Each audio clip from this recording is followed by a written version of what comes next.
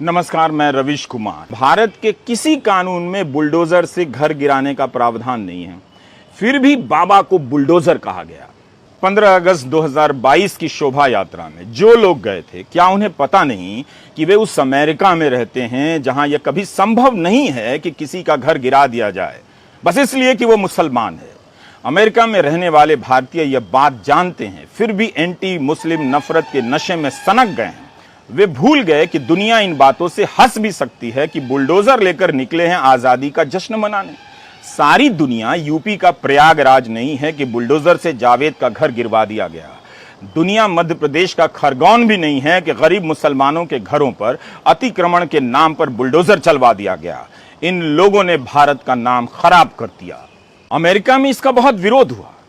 Edison और new Jersey के mayor ने इसकी निंदा की, करनी पड़ गई। एडिसन के मेयर समीप जोशी ने कहा कि बुलडोजर विभाजन का प्रतीक है और इसे स्वीकार नहीं किया जा सकता। एडिसन टाउनशिप में इसकी कोई जगह नहीं है। इंडियन बिजनेस एसोसिएशन को इसके लिए माफी मांगनी पड़ेगी। इंडियन बिजनेस एसोसिएशन ने इस शोभा यात्रा का आयोजन किया था। तो यह सब हो तो रहा था, मगर प्रधानमंत्री मोदी और गोदी मीडिया को लग रहा था कि 20 साल से इस राजनीति ने उन्हें मुख्यमंत्री से प्रधानमंत्री बना दिया। यह फॉर्मूला सफल है, इसी पर चलते रहो, तो इससे पीछे क्यों हटना। लेकिन आज उनकी इस राजनीति ने उन्हें भी और पूरे देश को शर्मिंदा किया है। यह पहला मौका नहीं है।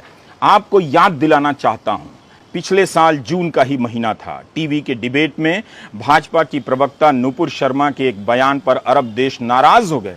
कतर, कुवैत, ईरान जैसे देश भारत के राजदूतों को बुलाकर अपनी नाराजगी का नोटिस थमाने लगे और माफी मांगने की बात करने लग गए। उनकी नाराजगी का यह असर हुआ कि चंद घंटे के भीतर बीजेपी को अपने 2 प्रवक्ताओं नुपुर शर्मा और नवीन कुमार जिंदल के खिलाफ कार्रवाई करनी पड़ गई। एक प्रवक्ता को पार्टी से निकाल दिया तो दूसरे को 6 साल के लिए निलंबित किया। हिंदी के कुछ अखबारों की हेडलाइन बता रही है कि कहां यह खबर कैसे मैनेज की गई, कहां यह खबर छापी गई। लेकिन अरब देशों की नाराजगी के कारण बीजेपी ने अपने प्रवक्ता को हटाया तो सही, तब भारत ने अमेरिका और यूरोप तक को झिड़क दिया था कि आंतरिक मामले में दखल ना दें। बीजेपी ने एक पत्र जारी कर कहा कि भारत सभी धर्मों का सम्मान करता है, जिसका अंग्रेजी के अखबार टेलीग्राफ ने इस तरह अपनी हेडलाइन में छापा ताकि लगे कि चोरी पकड़ी गई, मगर बीजेपी नजर नहीं मिला पा रही। आज भी गोदी मीडिया और खासकर सुदर्शन टीवी के तेवरों में कोई कमी नहीं है, जबकि इसके कार्यक्रम को लेकर सूचना प्रसारण मंत्रालय को अदालत में कहना पड़ा कि चैनल ने प्रोग्राम कोड का पालन नहीं किया, उसके नियमों की परवाह नहीं की। श्याम दीवान जैसे दिग्गज वकील सुदर्शन का केस लड़ रहे थे। जब उन्होंने एक सुनवाई के दौरान जवाब देने के लिए कुछ समय मांगा, तब न्यायमूर्ति चंद्रचूड़ ने उस वक्त एक बात कही थी। कहा कि आपका मुवक्किल राष्ट्र के प्रति असंतोष पैदा कर रहा है और यह स्वीकार नहीं कर रहा है कि भारत विविध संस्कृति का एक महत्वपूर्ण बिंदु है। आपके मुवक्किल को सावधानी के साथ अपनी स्वतंत्रता का प्रयोग करने की आवश्यकता है।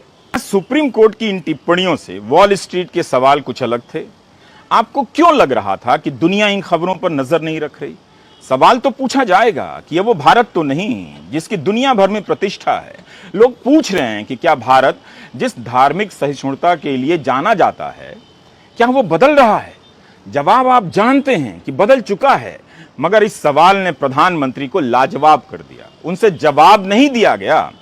अब इतिहास तय करेगा कि बाइडेन ने प्रधानमंत्री मोदी को अमेरिका बुलाकर राजकीय सम्मान का मौका दिया या उनकी 20 साल की उग्र धार्मिक पहचान की राजनीति को दुनिया के सामने एक्सपोज कर दिया और शर्मसार कर दिया।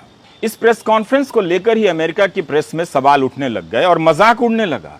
CNN ने अपनी रिपोर्ट में लिखा है कि बाइडेन ने लेन देन सही से की और मोदी जिससे बचते थे उससे बाहर निकल आए। CNN ने लिखा है कि पिछले 20 साल में जितने भी नेता राजकीय यात्रा पर अमेरिका आए हैं, उन्होंने प्रेस का सामना किया है। यह सब आपसी सहमति से ही तय होता है। लेकिन व्हाइट हाउस ने जब प्रेस कॉन्फ्रेंस के लिए जोर दिया तो शुरू में भारतीय अधिकारी मना करने लग गए।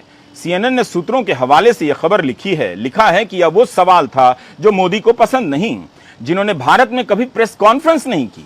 भारत के अधिकारी इसी पर जोर दे रहे थे कि केवल साझा बयान हो मगर सवाल ना पूछे जाएं।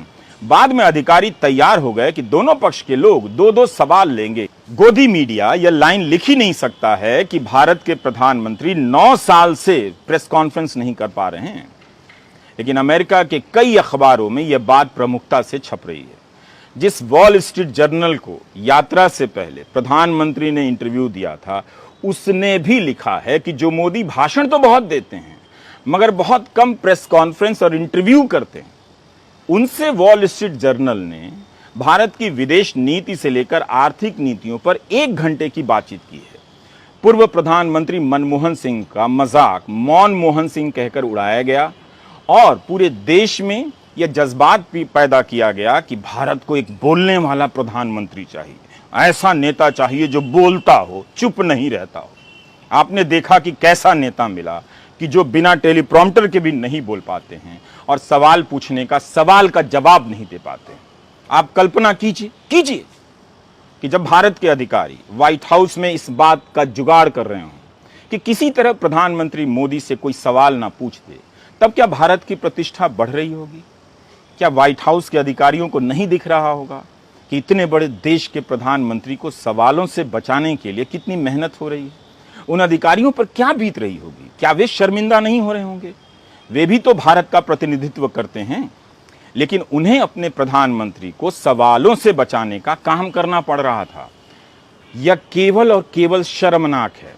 प्रेस कॉन्फ्रेंस में आएंगे और 2 सवाल लेंगे, इसकी भी घोषणा अमेरिका में धूमधाम से की गई ताकि दुनिया को पता चल जाए कि जो प्रेस कॉन्फ्रेंस से भाग रहे थे उन्हें हम प्रेस कॉन्फ्रेंस में लेकर आ रहे हैं।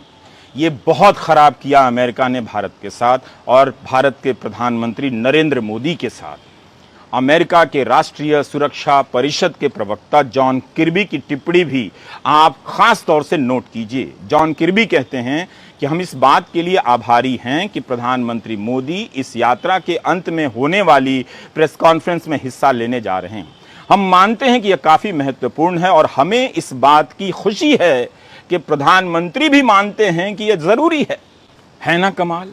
जो प्रधानमंत्री 9 साल में एक प्रेस कॉन्फ्रेंस नहीं कर सके, वो अमेरिका में जाकर मानने लगे कि प्रेस कॉन्फ्रेंस में हिस्सा लेना जरूरी है, जो खुद 2019 में ट्रंप के समय सवाल लेने से इनकार कर चुके थे। जॉन किर्बी का यह बयान बताता है कि इस यात्रा में अमेरिका उन पर भारी पड़ गया। राजकीय सम्मान देकर उन्हें राजनीतिक रूप से शर्मसार कर दिया। ये बाइडन का मास्टर स्ट्रोक था। 75 सांसद बाइडन से कह रहे थे कि मोदी से सवाल पूछिए। बाइडन ने मोदी को सवालों के सामने लाकर खड़ा कर दिया और वही सवाल पूछा गया जो उस पत्र में था। मुझे नहीं पता कि इन सवालों से भागते या बचते रहने वाले प्रधानमंत्री मोदी ने उस वक्त अक्षय कुमार को याद किया या रवीश कुमार को, लेकिन आज दुनिया ने देखा कि भारत के प्रधानमंत्री सवालों से थर्रा जाते हैं। ओबामा ने भी तो वही कहा जो वॉल स्ट्रीट जर्नल की सबरीना सिद्दीकी ने पूछा। ऐसा लगता है कि सारा अमेरिका इस बार इसी तैयारी में था कि आने दो, घेरते हैं, पूछते हैं। CNN की एंकर क्रिस्टियाना अमनपोर से बराक ओबामा ने कहा कि मैं सोचता हूं कि अगर राष्ट्रपति प्रधानमंत्री मोदी से मिलते हैं तो हिंदू बहुसंख्यक भारत में